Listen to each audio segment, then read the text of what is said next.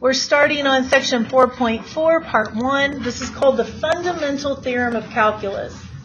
So the fundamental theorem of calculus says that if we have a continuous function over some closed interval, and if we can compute the antiderivative of the function, when we find that antiderivative, all we have to do is plug in this top number minus what we get when we plug in this bottom number into that antiderivative, and that's going to tell us the area, okay? The whole thing with calculus is derivatives find the rate of change, integrals find the area under the curve. All right, so we're going to look at some examples now of how this works. So if I'm going to do this problem, I have to find the integral first of all. So what is the integral of 3? 3x. So the integral is 3x. Now I put a bracket, and I'm going to put my numbers, 4 and 0. So to find this area, I have to plug in the top number into this integral. So 3 times 4 minus 3 times 0. So that's going to give us 12 minus 0, which gives us 12 for the answer.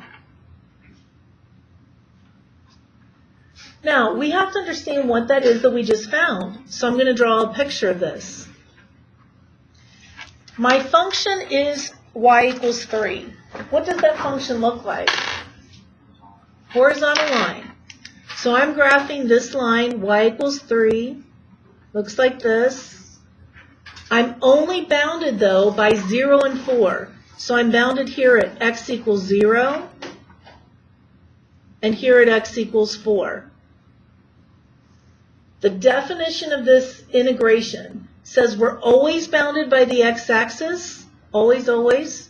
We're bounded by the curve, y equals 3, and then we're bounded by this x value of 0 and this x value of 4. That's what we're finding. What is the area of this rectangle? 12.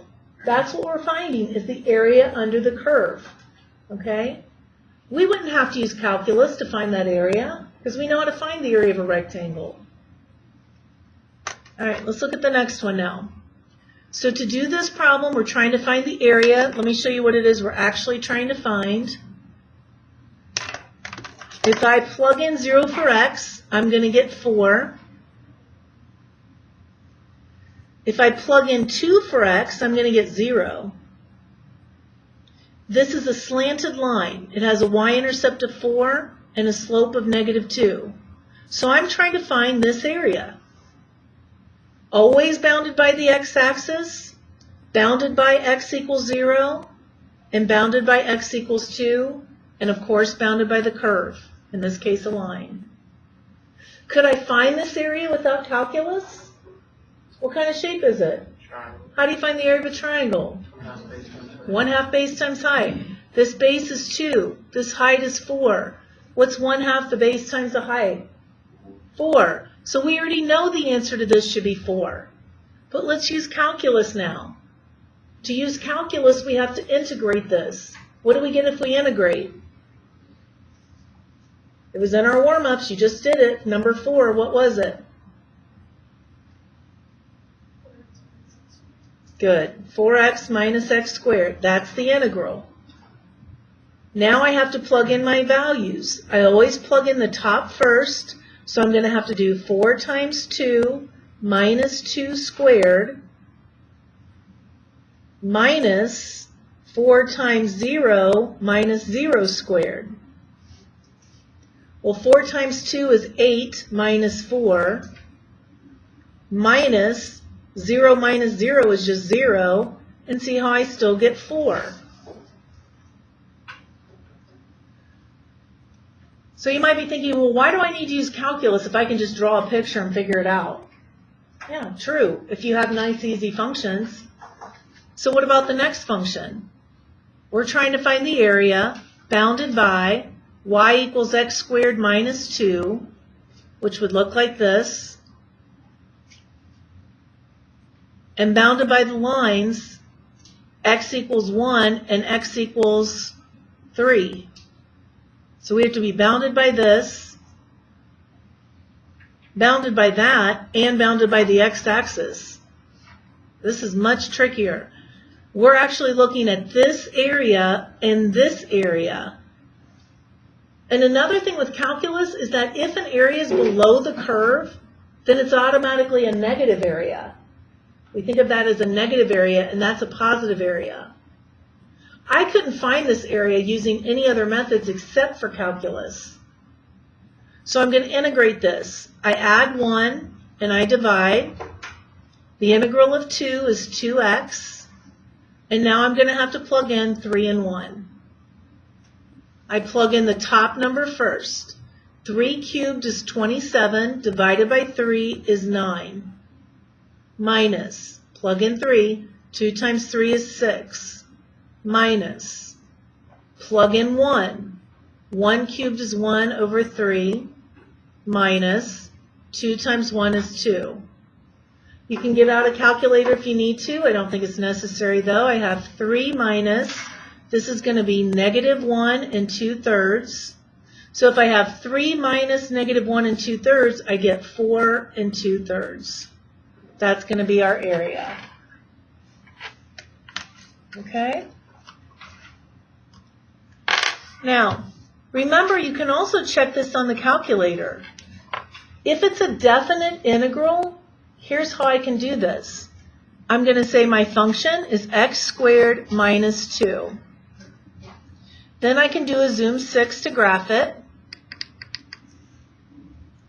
And now I'm going to do second trace, calculate, and I go to number 7. It says, what's your lower limit? My lower limit is 1. What's the upper limit? 3. And it tells me that area is 4.6 repeating, which is 4 2/3. Okay? So if I give you a quiz where you can use your calculator and you have definite integrals, definite means this, finding the area, you could use your calculator on it. It always surprises me when people miss every single definite integral when you have a calculator and you can check it. Please do that, okay? Check your definite integrals. If I don't have numbers here, it's called an indefinite integral. I can't check that on the calculator, so I just have to hope that I did it correctly. But with definite, you can check, so make sure you check. All right, doing some more difficult definite integrals. This is a much more complicated function. If I want to integrate this, what am I going to have to do with it to be able to integrate it? Get rid of the denominator. So how am I going to write it? 2x to the negative 3. Now I can integrate. So I'm going to add 1, and I get negative 2. And now I have to do 2 divided by that negative 2. Well, that's just going to be negative 1. The integral of 1, well, that's just an x. So I did my integral. Also notice I don't have to put plus c on these because they're definite. I'm finding area. There is no plus c when I'm finding area. I'm going to want to rewrite this. And now I'm going to plug in my numbers, 3 and 1. So I'm going to have negative 1 over 3 squared, that's negative 1/9, minus, plug 3 in there, minus, now I have to plug in the 1. See, here I was plugging in the 3. Here I'm plugging in the 1. So when I plug in the 1, 1 squared is 1, that's negative 1 minus 1. After I get my integral, I plug in the 3, then minus, and I plug in the 1. So now I've got negative 4 and 1/9 minus negative 2. So that's going to give me negative 2 and 1/9. What does that tell me when I get a negative area? It's below the x-axis. Okay? Let's look at this one because I want you to understand that. If I have 2 over x cubed minus 1, here's what it looks like. I'm trying to find the area under the curve from 1 to 3. So I go down here. I'm going, my lower limit's 1, my upper limit's 3. Do you see how that is always below that curve? What did I do wrong? Oh, why did I put, that's 3 right there. See why it's good to check it? I did that on purpose so that you would check it. All right. So -1 1/9 is what it should be. All right. Let's go on to the next one. Now, on this one, I never like having a coefficient. Like, this is really a 1/2, and I don't want to write this as v over 2 minus radical v over 2. I want to get rid of that. So I'm going to factor it out. So now I have a 1/2. And now I don't have to worry about that 1/2 while I'm integrating. Makes it a lot easier. So I'm just going to go ahead and integrate. When I integrate this, I add 1 and I divide. I add 1. Now I don't want to divide by 3/2, so what can I do? Multiply by 2/3. Now I still have this 1/2. So I might as well go ahead and put it back in there now. I can do it now or I can do it later. It doesn't matter. I've got v squared over 4 minus, these are going to cancel and just give me 1/3 v to the 3/2.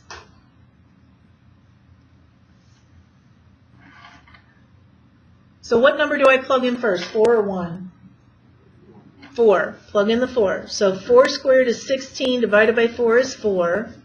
What does this mean when I have 4 to the 3/2? What do I have to do? Take the, what's the 2 mean? Take the, this is the root, guys. This is the root and this is the power. So this is saying take the square root of 4, what's that? To the 3rd, 8. So I'm going to have 1/3 times 8, so that's going to be 8/3.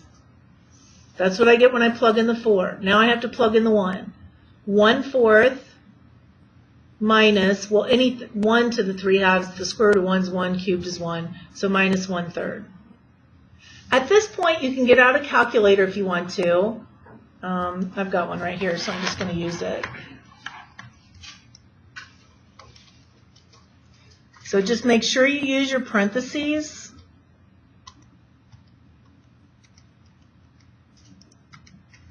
I'm always going to want an exact answer. So rather than writing this, you could write 1.416 repeating. Do you see how this would be an exact answer? I'd have to give you credit for that. That's exact. But if you put 1.417, is that exact? No, it's not. What I would suggest, though, to always be exact is just math bracket.